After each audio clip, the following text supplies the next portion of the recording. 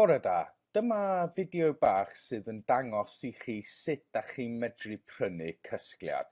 Y peth gyntaf I wneud ydy agor porwr a mynd i'r wefan yma www.cysgliad.com.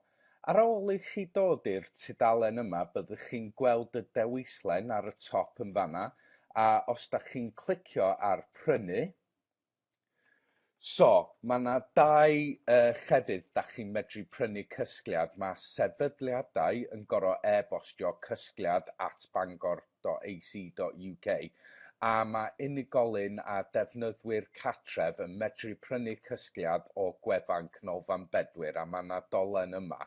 Os da ni'n clicio ar y dolen, mae hwnna yn mynd â ni trwodd I wefan Canolfan Bedwyr a mae yna ffurflen I llenwi I fewn, nawn ni jyst llenwi fo I fewn.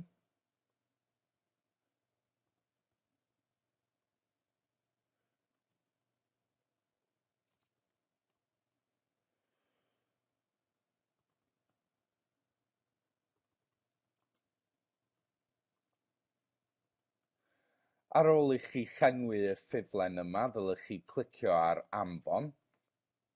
Ddylwn ni gor'o' rhoi dinas I fewn hefyd.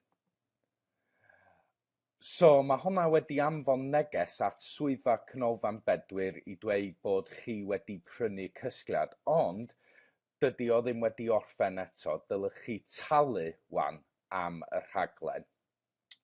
Pan ti'n clicio ar y dolen yma, mae o'n mynd â chi I shop.bangor.ac.uk a da chi'n medru rhoi cysgliad I fewn I dy basged a talu amdano fo. Diolch yn fawr iawn am gwylio ac yn y fideo nesaf byddwn ni'n edrych ar sut I gosod cysgliad ar dy peiriant. Hwyl am y tro.